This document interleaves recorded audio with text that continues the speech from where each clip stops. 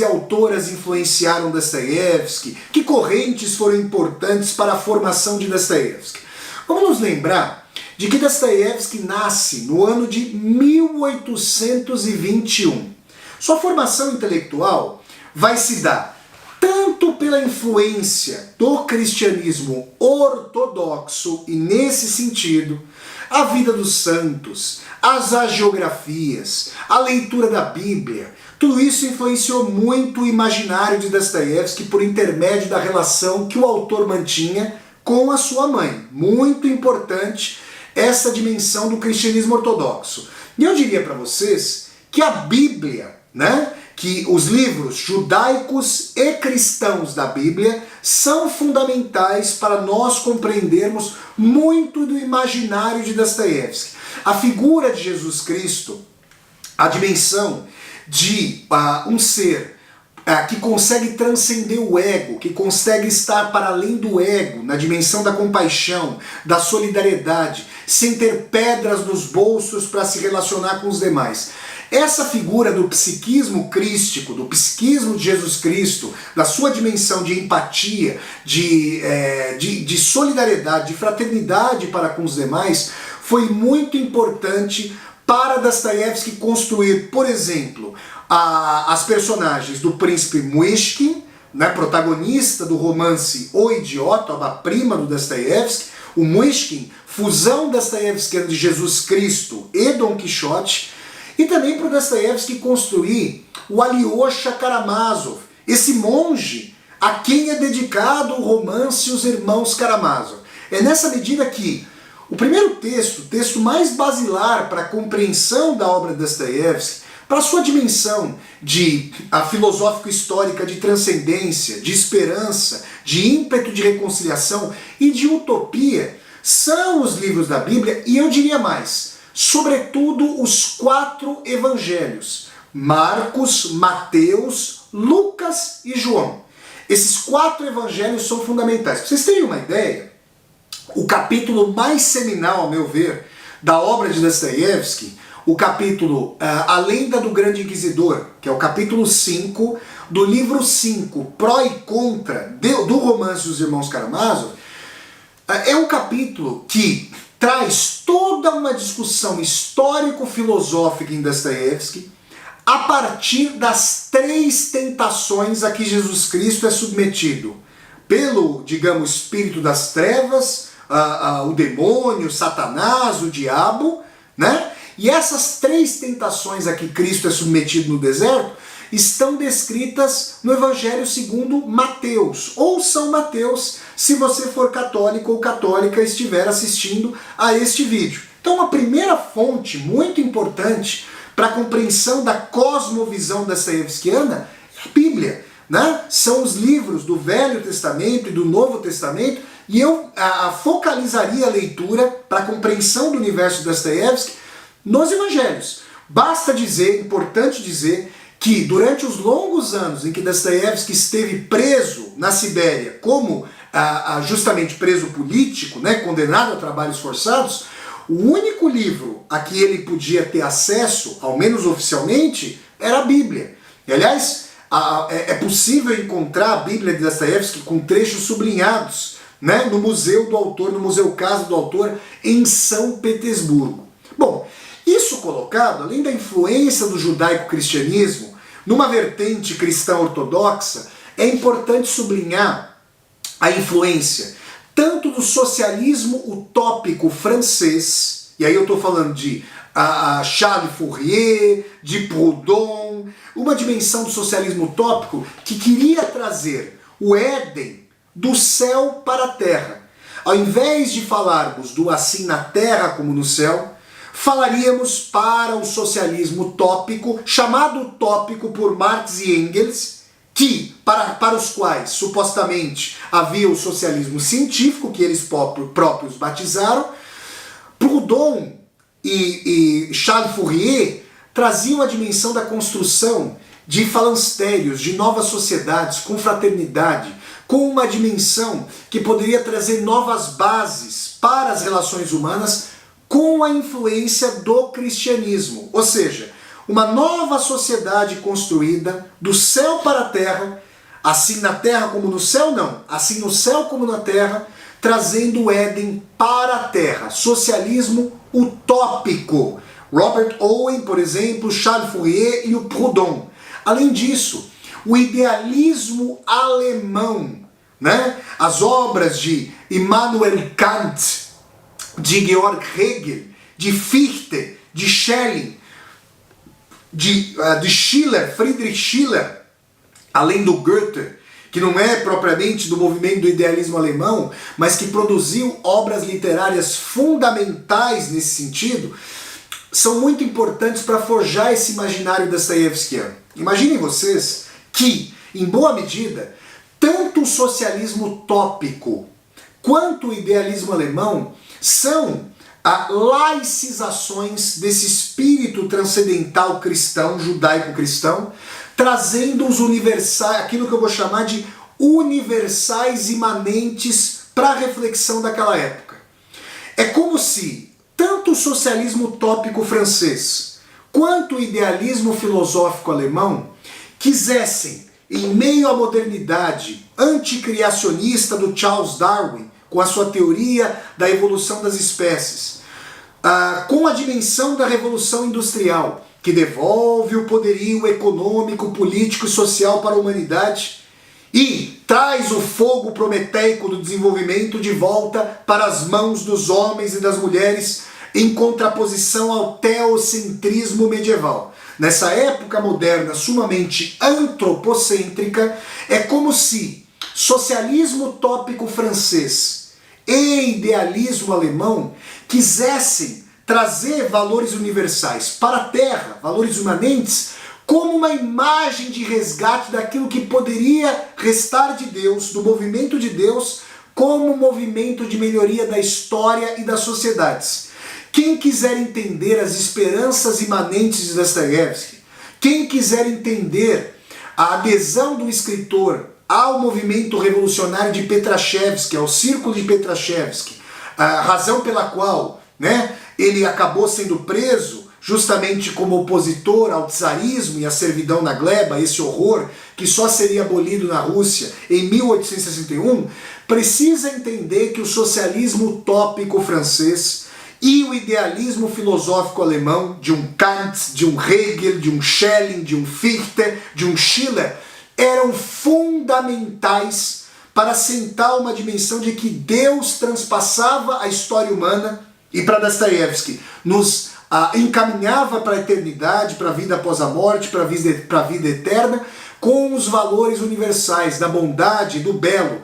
Aliás, eu recomendo a todas e a todos vocês as leituras das cartas filosóficas, cartas para a educação estética da humanidade, do Schiller, que, com base na teoria estética de Immanuel Kant, falam de um belo desinteressado, um belo como um fim em si mesmo, um belo para a contemplação universal, um belo com uma imagem de um Deus transcendente que agora vem à Terra por meio das catedrais, das esculturas, de um belo que transcende a efemeridade da vida humana e que busca, que aspira a ideais eternos. Essas são bases fundamentais. Agora, falemos de alguns autores pontuais. A literatura francesa, a literatura inglesa, a literatura espanhola, por meio de alguns autores, foram totalmente fundamentais para Dostoiévski. Quem conhece Hamlet, quem conhece Júlio César, quem conhece Ricardo III, de William Shakespeare, sabe que o psiquismo dostoiévskiano, a escatologia dostoiévskiana, que a atmosfera de traição, de dúvida, mas também de ardor, de entrega, é muito eivada dos conflitos shakespearianos. Dostoiévski foi um grande leitor de William Shakespeare que contribuiu sobremaneira para aprofundar suas análises sobre o psiquismo, a natureza humana. Além disso, eu gostaria de citar Honoré de Balzac, esse grande escritor francês do início do século XIX, que o jovem Dostoiévski, ali na Academia de Engenharia Militar de São Petersburgo, leu com sofreguidão. E Dostoiévski refletiu sobre aquilo que Balzac se debruçou em suas obras. Em Eugénie Grandet, um dos romances formidáveis de Balzac, há uma reflexão que Dostoiévski levaria, que o jovem Dostoiévski leria e o velho Dostoiévski, ao fim da sua carreira, levaria às últimas consequências. Balzac chega a dizer o seguinte, vejam vocês. Hoje, abre aspas aqui para o narrador de Eugénie Grandet de Honoré de Balzac. Hoje, aí começo do século XIX, 1800 anos de cristandade já não trazem mais para os homens e as mulheres a dimensão de que a morte é uma transição. A morte já não é mais vista como o caminho para a vida eterna. É vista como o passo final, o abismo. E nesse sentido, não se pergunta mais quem é você, mas quanto você vale. Quando esses valores que perguntam por quanto alguém se vale, que não perguntam quem alguém é, que não perguntam quais são os sentidos de sua vida, que devastam as relações humanas com o mercantilismo. Quando esses valores passarem da burguesia para o povo, o que será da nação? Vejam, essa reflexão balzaquiana, tentando caminhar entre os escombros judaico-cristãos em meio à modernidade que vai exilando Deus. E essa reflexão balzaquiana que traz à tona justamente o ímpeto do materialismo é fundamental para toda a discussão do utilitarismo, do exílio de Deus, da morte de Deus, a dimensão de se Deus não existe, tudo é permitido, do recrudescimento do mercantilismo, do fetichismo da mercadoria em Dostoiévski. Quem quer compreender as grandes pulsões das personagens dostoiévskianas precisa ler Honoré de Balzac.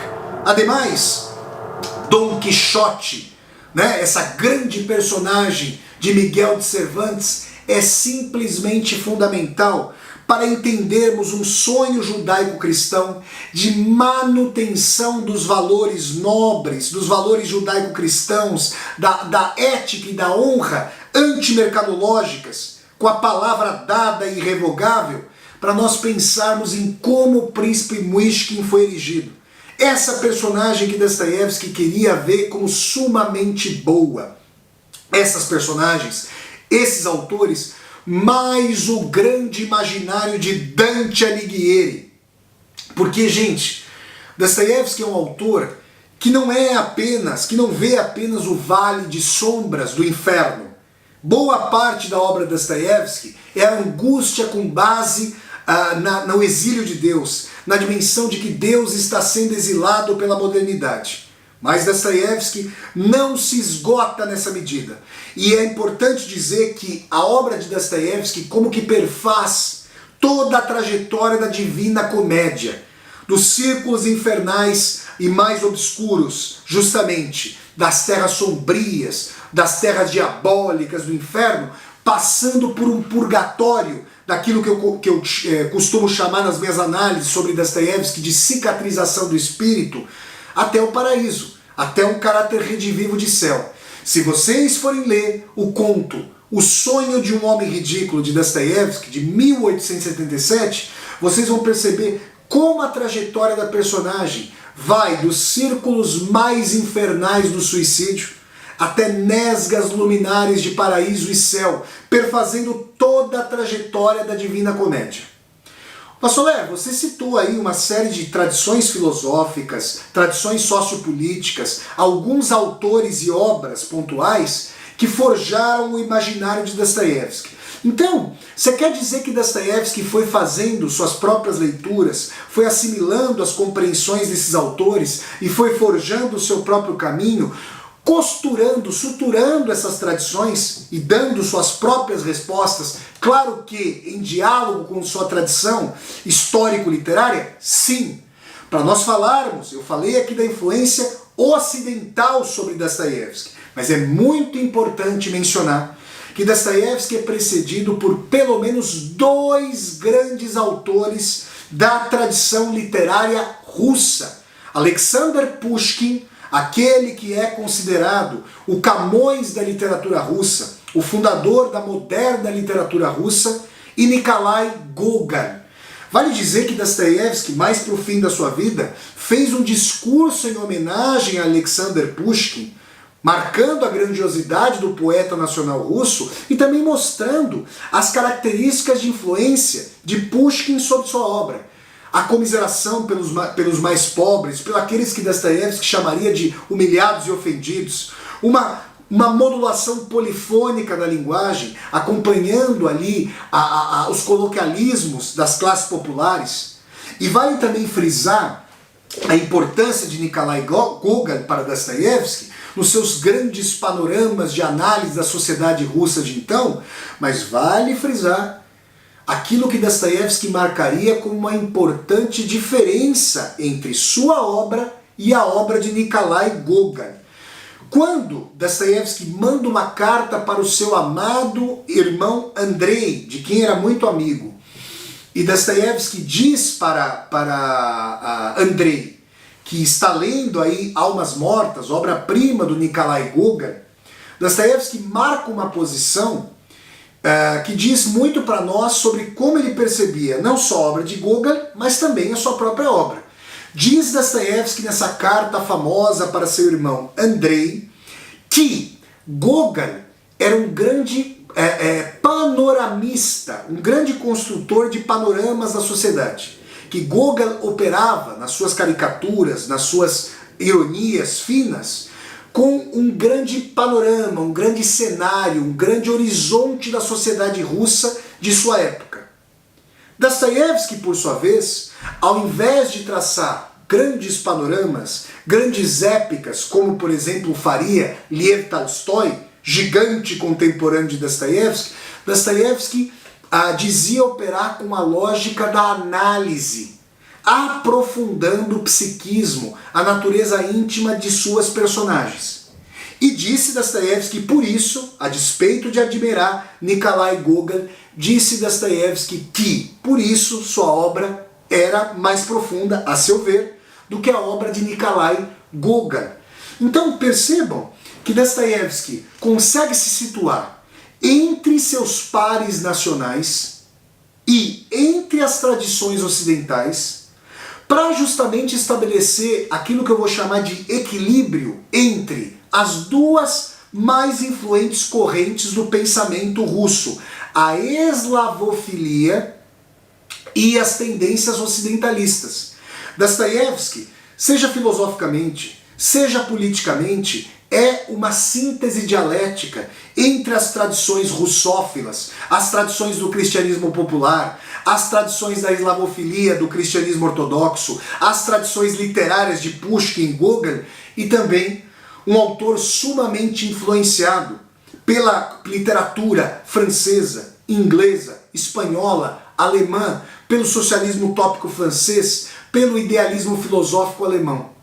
É assim que, lendo os 5 volumes da formidável biografia de Dostoiévski, escritos pelo Joseph Frank, esse crítico literário estadunidense, nós vamos nos situando para entendermos quais autores e autoras, grandes obras influenciaram Dostoiévski e realizaram o seu vir a ser. E é importante que nós percebamos isso, porque Dostoiévski é também um vir a ser de Dostoiévski. Não nasceu Dostoiévski tal como nós o conhecemos. E aí aprendemos como tal autor veio a ser ele próprio na sua constituição. Pessoal, esse foi então mais um vídeo do Vassoler Responde para falar a vocês quais autores influenciaram o mestre russo Fyodor Dostoiévski. Se vocês gostaram de mais esse vídeo do Vassoler Responde, deem um like no vídeo, curtam o vídeo, disseminem esse vídeo pelas redes sociais para que nós possamos chegar cada vez mais e mais pessoas. Se você está chegando ao meu canal pela primeira vez, seja muito bem-vindo e bem-vindo. Eu peço que você se inscreva aqui no canal, toque a sinetinha para poder receber as notificações e deixe seu comentário aqui embaixo do vídeo para que nós possamos conversar. E mais, aqui embaixo desse vídeo você vai encontrar uma tecla chamada Seja Membro. Se você gosta das atividades aqui do meu canal do YouTube, considere a possibilidade de ao clicar na tecla Seja Membro, se tornar um membro ou uma membro humanista aqui do meu canal para apoiar, segundo sua situação financeira, este meu projeto de universidade aberta no YouTube. Então é isso, pessoal. Eu sempre deixo o convite para vocês assistirem aos vídeos do Vaz Soler Responde, que acontecem todas as quartas-feiras, às 8 horas da noite, horário de Brasília. Aí no Brasil, gente. Me despeço de vocês, me despeço do meu amigo Fernando Teixeira, que assistiu a essa gravação online, ao vivo. Um grande abraço a todas e a todos, gente. Até a próxima e tchau, tchau!